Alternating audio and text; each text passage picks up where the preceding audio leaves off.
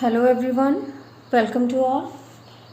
आज हम कर रहे हैं जो कल हमारा चैप्टर रह गया था, वर्ण विचार। कल हमने किया था, पिछले वीडियो में हमने किया था कि वर्ण क्या होते हैं। वर्ण होते हैं भाषा का जब हम प्रयोग करते हैं तो जो सबसे छोटी ध्वनि होती है, मतलब सबसे छोटी इकाई होती है, जिसका हमने एक सिंबल बना दिया, उसको इंडिकेशन दे दी, उसको एक चिन्ह मिल गया कि जैसे क की ध्वनि निकली तो हमने उसका एक चिन्ह बना दिया ये तो, और ग की ध्वनि निकली तो हमने उसका ये चिन्ह बना दिया। ठीक है, तो ये जो चिन्ह हमने दिए हैं इनका ही नाम दिया गया वर्ण, क्योंकि जो वर्ण है वो ध्वनि से रिलेटेड है। तो जिस तरह से ध्वनि हमारे आर्टिकुलेटरी सिस्टम से प्रोड्यूस होती है, उसी के अकॉर्डिंग हमने वर्णों को दो वर्गों में विभाजित किया, यानी कि उसके दो प्रकार बनाए हैं। कौन कौन से? एक स्वर और एक व्यंजन। स्वर क्या होते हैं? स्वर होते हैं जिनका उच्चारण हम बिना किसी रुकावट के करते हैं, यानी कि जब हमारे कंठ से जो ध्वनि प्रोड्यूस होती है, जब हम स्वरों को बोलते हैं तो जो हमारे मुख से निकली हुई हवा है, प्राणवायु है, वो कहीं भी नहीं रुकती है। ठीक है, निर्बाध रूप से हमारे मुख से बाहर निकलती है। तो तब हम किसका उच्चारण करते हैं? स्वरों का उच्चारण करते हैं। ऐसे ही अब इसी को भी आगे कैटेगराइज किया गया है कि माना कि ध्वनि कहीं भी नहीं रुकती, जो हवा है, प्राणवायु है, वो कहीं भी नहीं रुकती है, लेकिन थोड़ा सा उसमें डिफरेंशिएशन होता है, थोड़ा सा उसमें डिफरेंस होता है। कैसे? उसी बेस पे उनको तीन प्रकार में स्वर को भी विभाजित किया गया है। कौन कौन से? एक तो ह्रस्व स्वर हैं, दीर्घ स्वर हैं और प्लुत हैं। ह्रस्व स्वर कौन से होते हैं? जिनको बोलने में बहुत कम टाइम लगता है। ठीक है, जैसे हो गया आपका अ, इ, उ, री, ये चार हैं आपके। ये किस में आते हैं? ह्रस्व स्वर में। और जिनको बोलने में दीर्घ का मतलब क्या होता है? बड़ा, ज़्यादा। ठीक है, जैसे ह्रस्व से ज़्यादा टाइम लगता है जिसका उच्चारण करने में, उनको क्या बोलते हैं? दीर्घ स्वर बोलते हैं। दीर्घ स्वर कौन से? आ, ई, उ, ए, ऐ, ओ, औ। ये यहाँ पे आप ध्यान दो तो ये जो ए और ओ, ये भी हमने किस में इंक्लूड किया है? दीर्घ में इंक्लूड किया है। क्यों? इसलिए क्योंकि इनको जब बोलते हैं तब भी टाइम हमें जितना ह्रस्व को बोलने में लगता है उससे ज़्यादा टाइम लगता है। ठीक है, जैसे अ और ए। ठीक है, ये आई बोलते हैं इसको, ये औ बनता है। ठीक है, और उसके बाद है स्वर। टोटल हमारे कितने हैं? टोटल स्वर हैं हमारे 11, लेकिन मात्राएं कितनी हैं? 10। कैसे? क्योंकि अ की कोई भी मात्रा नहीं बनती। जैसे मैंने लिखा कमरा। ठीक है, इसमें जो क है इसमें अ मिला हुआ है, लेकिन इसकी कोई भी मात्रा नहीं है। ठीक है, उसके बाद है व्यंजन। व्यंजन क्या होते हैं? जब हम व्यंजनों का उच्चारण करते हैं तो जो हमारे मुंह से जो हवा निकलती है, जो हमारी प्राणवायु निकलती है, वो कहीं ना कहीं हमारे जो ध्वनि उत्पन्न करने वाले हमारे मुंह के जो अवयव हैं उनसे टकरा के निकलती है, मतलब एक रुकावट के साथ बाहर निकलती है। जैसे कल हमने किया था कि कुछ इस तरह से, ये जैसे हमारा कंठ है, कंठ, उसके बाद था तालु, फिर था मूर्धा। मैंने आपको बताया था कि इसी क्रम में आपने याद रखना है। जब हम उच्चारण स्थान करेंगे तो आपकी बहुत हेल्प होगी। कंठ, तालु, मूर्धा, दंत एंड ओष्ठ। ठीक है, इस तरह से हमारे कंठ से, हमारे मुंह से जब हवा बाहर निकलती है तो जहाँ जहाँ हवा का प्रेशर बनता है, जहाँ जहाँ हवा में रुकावट आती है, उस हिसाब से इनके उच्चारण स्थान बनाए हैं। उच्चारण स्थान इनके बोले गए हैं। जैसे कंठ को कंठ्य, जो कंठ से जहाँ पे रुकावट होती है उनको कंठ्य बोलेंगे, तालु से तालव्य, मूर्धा से मूर्धन्य, दंत से दंत्य, ओष्ठ से ओष्ठ्य। तो अब हमारे पास ये सारे व्यंजन हैं क से लेके म तक। सबसे पहले हमें थोड़ा सा कन्फ्यूज़न रहता है कि कौन सी लाइन पहले आती है, तो इसके लिए सिंपल सा ही है, कोई ट्रिक नहीं है।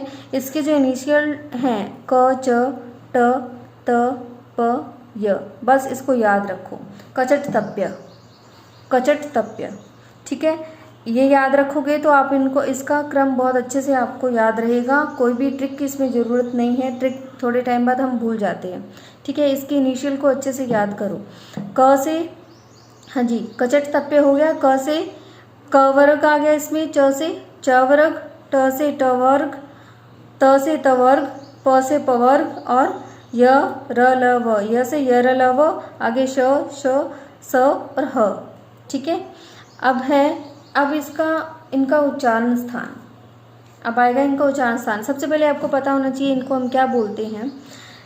ये जो आपके ऊपर 5 लाइन्स हैं, 1 2 3 4 5, प तक की लाइन, इनको हम बोलते हैं स्पर्श, स्पर्श व्यंजन, ठीक है। उसके बाद वाले हैं य र ल व, इन चारों को हम बोलते हैं अंतःस्थ। क्या बोलते हैं? अंतःस्थ,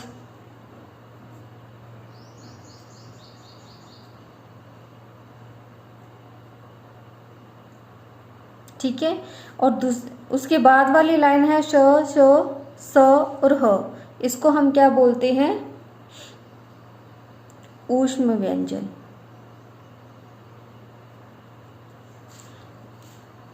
उसके बाद ये जो हमारे हैं 2 वर्ण र और ढ, इनको हम बोलते हैं गौण व्यंजन, क्योंकि ये बाद में आए हैं। एक जब हम इसका उच्चारण करते हैं, देखो इसमें और इसमें डिफरेंस होता है। जब ड को यहाँ पे नुक्ता, इसको नुक्ता बोलते हैं, इस बिंदी को जो लगाते हैं इसको नुक्ता बोलते हैं।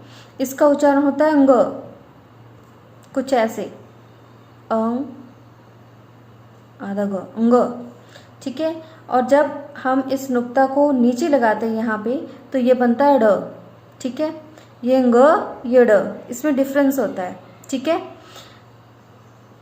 आगे है एक और डिफरेंस, बहुत लोग जो मिस्टेक करते हैं जब री की मात्रा, ये जो री की मात्रा सबको पता है, री की मात्रा ये होती है, ठीक है। जैसे मैंने लिखा कार्य, तो ये जो है ऊपर, ये कोई री की मात्रा नहीं है, ये क्या है? र है, आधा र। जैसे क्रम लिखा, इस क्रम में ये क के साथ ये क्या है? क आधा है और र पूरा है, क्रम, ठीक है। और जैसे ये है आपका ग्रह और ये है आपका गृह, ये ग्रह, ये गृह, जब हम बोलते हैं तो यही हमारी मिस्टेक होती है, मेनली ग्रह और गृह बोलते हैं। ये होता है गृह कार्य, और जो हम बोलते हैं वो क्या बोलते हैं? ग्रह क्या कार्य, जो गलत होता है, क्योंकि ये यहाँ पे र व्यंजन होता है और यहाँ पे ये री की मात्रा है। और एक चीज़ और है जो नोटिस करने वाली है कि जहाँ पे भी ये री की मात्रा है, वो हमेशा, ये कहें मोस्टली किस में आती है? जो आपके तत्सम शब्द होते हैं, तत्सम मतलब जो आपके संस्कृत से एज इट इज़ आए हुए हैं, उनमें यूज़ होती है, ठीक है। तो हमने यहाँ तक ये कर लिए कि ये क से लेके म तक स्पर्श व्यंजन होते हैं, और य र ल व अगला है लाइन, वो है, उनको अंतस्थ व्यंजन बोलते हैं। श श स और ह, उनको ऊष्म व्यंजन बोलते हैं। इनको ऊष्म व्यंजन क्यों बोलते हैं? क्योंकि जब हम श श स और ह इनका उच्चारण करते हैं तो एक मुंह से हमारे गर्म हवा निकलती है। ऊष्म मतलब होता है गर्म, ठीक है, गर्म हवा बाहर निकलती है, ठीक है, इसलिए इनको ऊष्म व्यंजन कहते हैं। ये हमारे ड और ढो, ये गौण व्यंजन है। उसके बाद आते हैं ये 4 व्यंजन जो हमारे क्या हैं? संयुक्त व्यंजन है। वैसे जो श्रेय है उसके लिए मिश्रित व्यंजन भी यूज होता है। इन तीनों को हम बोलते हैं संयुक्त व्यंजन और इसको बोलते हैं मिश्रित व्यंजन, ठीक है। वैसे तो इसको भी संयुक्त भी बोलते हैं, लेकिन कई बार स्पेशली आ जाता है कि मिश्रित व्यंजन कौन सा है, तो ये कौन सा है? हमारा श्र, ठीक है। अब इनको संयुक्त व्यंजन क्यों बोलते हैं?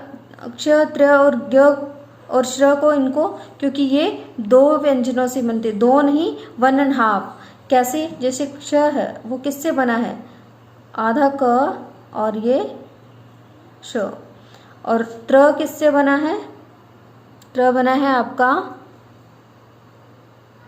त और र। ये किससे बना है? ये ग हम बोलते हैं, लेकिन इसका सही उच्चारण होता है ज, ज, ज। और ये किस किस से बनता है? ज और य से। लेकिन जो हम उच्चारण करते हैं वो कैसे करते हैं? ग और य, ग। ठीक है।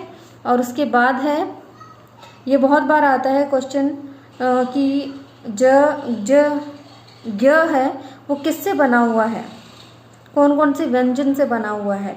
तो ये ज और य से बना है, लेकिन क्योंकि हम इसको ग और य बोलते हैं तो ऑप्शन में दोनों आती हैं, लेकिन बहुत सारे बच्चे ग और य लगा देते हैं, जो कि गलत है। इसका सही उच्चारण क्या है? सही इसका विच्छेद क्या है? ज प्लस य। ऐसे ही श्र का क्या होगा?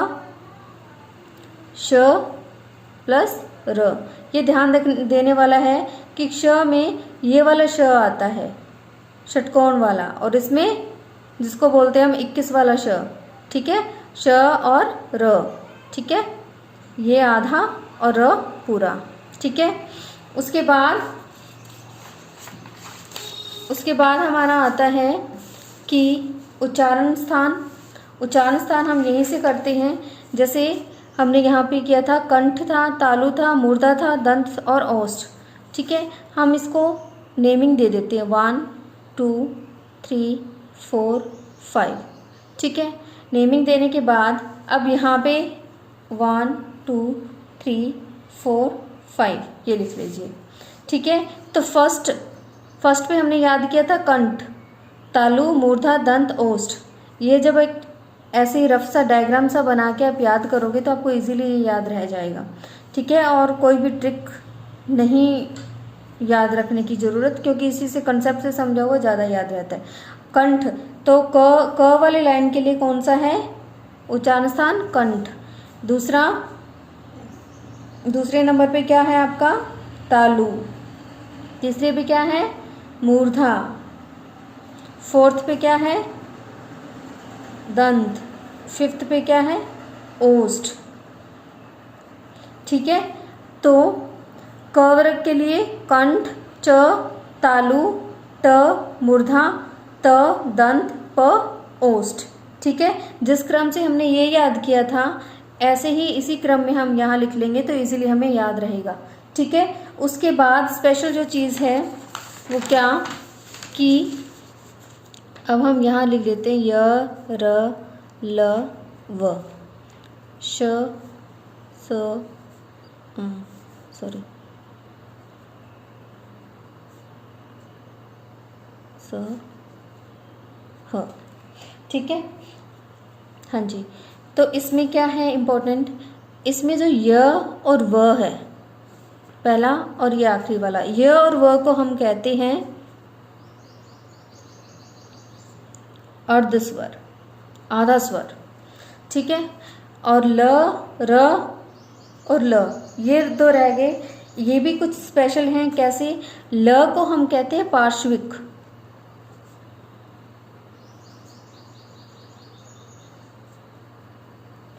पार्श्विक कहते हैं। क्यों कहते हैं?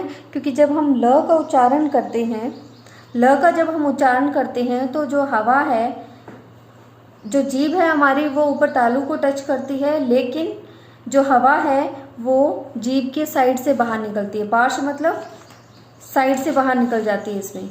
ठीक है, तो ल को तभी हम पार्श्विक बोलते हैं। और र को हम बोलते हैं र। जब हम र को बोलते हैं तब जो हमारी जीभ है वो बेलन की तरह अंदर की तरफ मुड़ के फिर वापस सही होती है, र। इसलिए हम क्या बोलते हैं? र को बोलते हैं लुंठित, लुंठित। ठीक है, ल को पार्श्विक और र को लुंठित। ठीक है, र, ल। ठीक है, हाँ जी। उसके बाद श, श, श और ह। ये हमने पढ़ लिया, इनको हम बोलते हैं ऊष्म व्यंजन बोलते हैं। ठीक है, अब है अल्पप्राण, महाप्राण, सघोष और अघोष। ठीक है, सबसे पहले हम यही वर्णमाला है उसको वापस से लिखते हैं। क, सबसे पहले क, च, ट, त, प, य। ठीक है, पहले कचट तब पे लिखो। क, ख, ग, घ, ङ।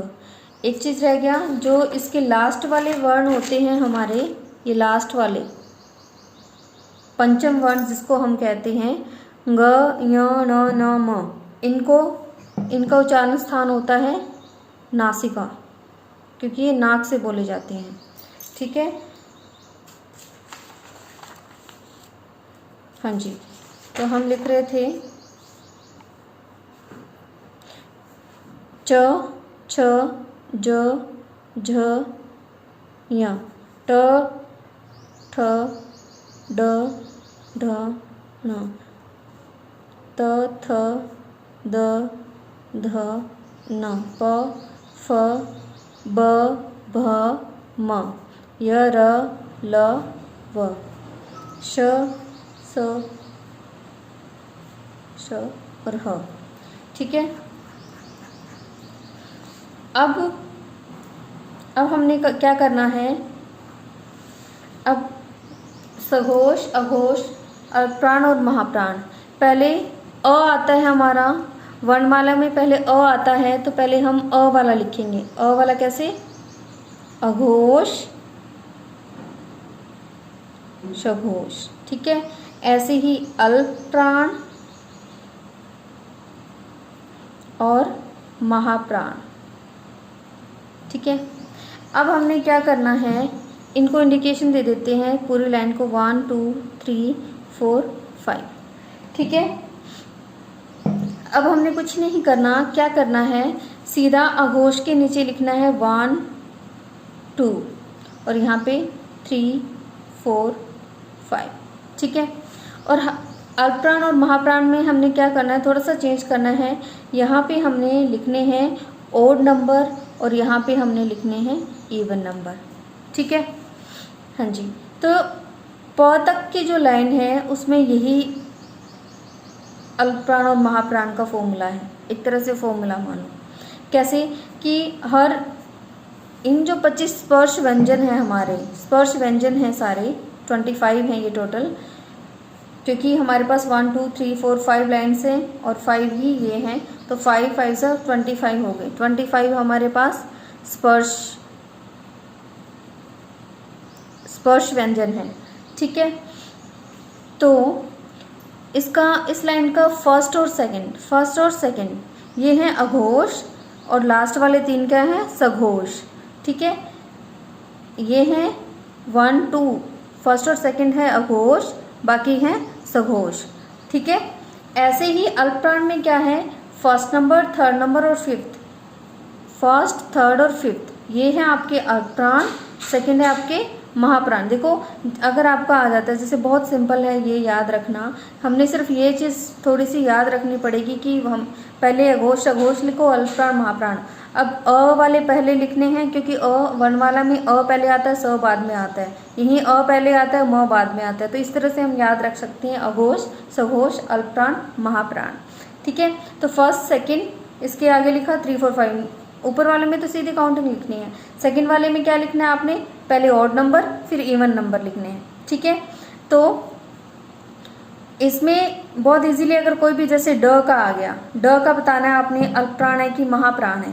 ठीक है, तो आपने पेपर में क्या करना है, सीधी ये लाइन लिखनी है और अल्पप्राण महाप्राण आपको याद ही है, याद रखोगे 1 3 5 2 4। ठीक है, तो ड किस में आ जाएगा, कौन सा है, 1 2 थर्ड है, तो थर्ड क्या है, महाप्राण, तो ये क्या किस में आएगा, महाप्राण में। ठीक है, बहुत इजी, इसको याद रख सकते हो। अभी हमने इन्हीं 5 का हमने अल्पप्राण महाप्राण अघोष सघोष किया है। उसके बाद हम नेक्स्ट वीडियो में यर लव और बाकी का जो स्वर और व्यंजन का थोड़ा बहुत एक्स्ट्रा रहता है, हम वो नेक्स्ट वीडियो में देखेंगे। ठीक है, ओके, गुड लक।